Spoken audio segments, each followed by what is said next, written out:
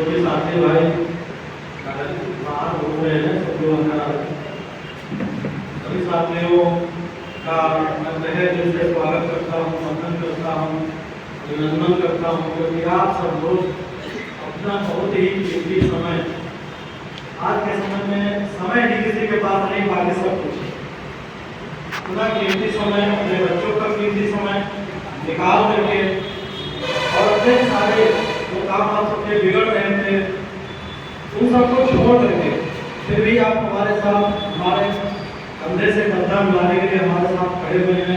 हम सबकी फिर भी प्रशंसा करते कम है हमारे पास कोई शब्द में पहले से आप सबका स्वागत करता हूँ, अभिनंदन करता हूँ। साथियों, सर्व समाज में जन्मे संतों, गुरुओं और महापुरुषों को वंदन करता हूँ और देश की स्वतंत्रता में अपना सर्वस्व निछावर करने वाले स्वतंत्रता संग्राम सेनानियों को मैं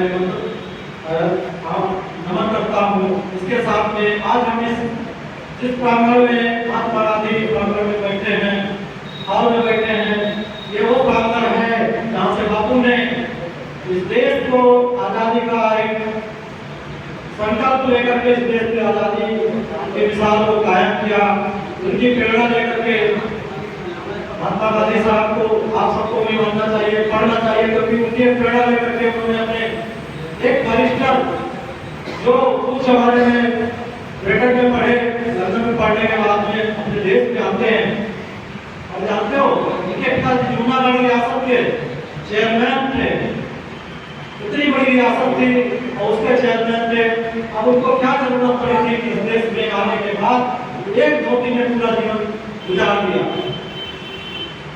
साथियों, मैं उनको नमन करता हूँ और एक हमारे प्रेरणा स्रोत आज ये वही हाल है, ये वही मैदान है जहाँ इस देश लखनऊ की सरजमी पर हमारे भारत रत्न परम पूज्य बोधिसत्व बाबा साहब डॉक्टर भीमराव अम्बेडकर भी यहीं पे आए थे। इसी मैदान से उन्होंने एक हुंकार भरी थी और हुंकार भरने के बाद में उन्होंने भारत में पहुंचने का काम किया और उन्होंने भारत का संविधान लिखा। जिसको चाहा उसको बड़े से बड़े पदों पर पहुंचाने का काम किया। और दूसरे हमारे महापुरुष हैं मानव श्री काशीराम साहब ने सोई हुई कौम में एक राजनीतिक चेतना पैदा कर दी कि सत्ता कैसे प्राप्त की जाती है संगठन के द्वारा। और उन्होंने साइकिल थी, पैदल थे, ट्रेन थी, आज की तरह टेम्पो और ऑटो बस में नहीं हुआ करती थी। वो चलते गए, कारनामा होता गया और उन्होंने जागृति पैदा कर दी इस देश में कि ये सोए हुए लोगों, ये पिछड़े हुए लोगों, ये इस देश के गरीब लोगों, तुम्हारे तन पे कपड़ा नहीं है, तुम्हारे तन पे पैरों में चप्पल नहीं है, लेकिन तुम अगर इस देश में कुछ कर सकते हो तो एकत्रित हो जाओ, इकट्ठा हो जाओ और आपस में भाईचारा पैदा कर लो। रोटी बेटी का संबंध भले मत करना, लेकिन आपस में भाईचारा पैदा कर लेना, निश्चित तौर पर आप कामयाब होंगे। और उन्होंने एक मंत्र दिया, 4 बार उनकी सरकार में बनी, लेकिन वो कुछ कार्य क्या किए वो जाने, क्योंकि दोस्तों मैंने भी बहुत काम किया वहाँ पे, उसमें मैं नहीं जाऊँगा। इसी के साथ हमारे तीसरे महापुरुष हैं जिनको मैं अपना आदर्श मानता हूँ, वो है डॉक्टर APJ अब्दुल कलाम साहब। जानते हैं वो कहाँ पैदा हुए थे? रामेश्वरम में, समुद्र की घाटी में, जहाँ से चारों ओर समुद्र है। आप जब जाएंगे तो आपके शरीर में जान नहीं रहेगी। वहां से उस विद्यालय से वहां पढ़ करके उन्होंने पेपर बांट के पढ़ाई की। ऐसे नहीं थे, गरीब घर में उन्होंने जन्म लेने के बावजूद और वो सेना में जाना चाहते थे। क्या बनना चाहते थे? पायलट बनना चाहते थे। साथियों, 2000 में विज्ञान कांग्रेस होती है लखनऊ में, उस समय मैंने कंप्यूटर का कोर्स कर रहा था, मेरी कंपनी को ठेका मिला था। मैंने उस दौरान महामहिम राष्ट्रपति नहीं थे, वैज्ञानिक थे उस समय डॉक्टर APJ अब्दुल कलाम साहब। और रात में 2 बजे कैमरे में ठीक कर रहा था जाने के बैठक गर्मी में, बाहर निकलते उन्होंने देखा था मुझे और बुलाया, मुझे बुला करके चाय काफी बुलाई कि बेटे बेटा परेशान हो गए, लेकिन आपका काम अच्छा है। उन्होंने तारीफ की, मैं इसलिए आपको आदत मानता हूँ कि वो ऐसे लोगों को प्रोत्साहित करते थे और उन्होंने देश को साइंस की तरफ ले गए और इस देश को मिसाइल मैन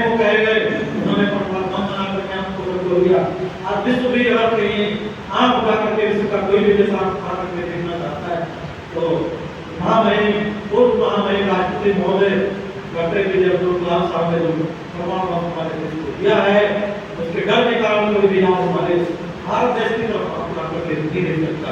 साथियों आप सब आए हैं, सबका मैं खैर करता हूँ। साथियों सबसे पहले मैं चाहूँगा कि जो भी हमारे साथी यहाँ पे मौजूद हैं, क्योंकि हम सब लोगों ने अपना सब कुछ अपना समय दिया है, सबके बारे में सब नहीं जानते हैं, लेकिन मैं चाहता हूँ सभी साथियों का माला पहना करके हम खुद स्वागत करें, क्योंकि आप सब लोग अपना कीमती समय हमें दे रहे हैं और हमारी पार्टी को एक संकल्प लेकर के पूरे भारत में पहुंचाने का निश्चय किया है। आज राष्ट्रीय अधिवेशन में आप सब आए हैं। मेरी एक मन की अभिलाषा है, मेरी इच्छा है कि माननीय अनूप कुमार उपेंद्र कुमार से मैं चाहूँगा कि माला आए और सभी को मैं बारी बारी से पहनाने का काम करूँगा, क्योंकि साथियों आप लोग अपने कीमती समय दे रहे हैं और ये समय ही हमारे कोई कुछ नहीं बताएगा। एक मिनट हम यहाँ पे खड़े हैं, कल अगले कल क्या होगा मुझे भी नहीं मालूम, क्योंकि हमने महामहिम राष्ट्रपति पूर्व राष्ट्रपति डॉक्टर APJ अब्दुल कलाम साहब को देखा था, माइक पर बोल रहे थे, माइक पर बोलते बोलते तो अटैक रहा हो, वहीं पे उनका अंतिम भाषण हो गया। आप सोचे जीवन का कोई पता नहीं कब क्या होगा, लेकिन लक्ष्य बड़ा है, तो लक्ष्य बड़ा होने के लिए आगे आकर इस कारवा को पहुंचाना है। और मैंने संकल्प किया है कि मैं किसी स्टेट को नहीं करूँगा। मैं एक अभिलाषा है कि आप सब लोग आए, मेहनत करें, विधायक बने, सांसद बने, आप पहले जाकर बना रहे हम रहे राज्यपाल बने, उपराज्यपाल बने, बहुत सारे मंत्रालय हैं भारत में, बहुत सारे विभाग हैं। हर व्यक्ति बन सकता है, लेकिन भ्रष्टाचार से दूर है। सबसे बड़ा आज हमारे देश की तरक्की से अगर हम सबको कोई रोक रहा भ्रष्टाचार है, इस पर मैं अभी बात करूँगा, लेकिन मैं अपना सभी का स्वागत करता हूँ। हमारे बीच में भाई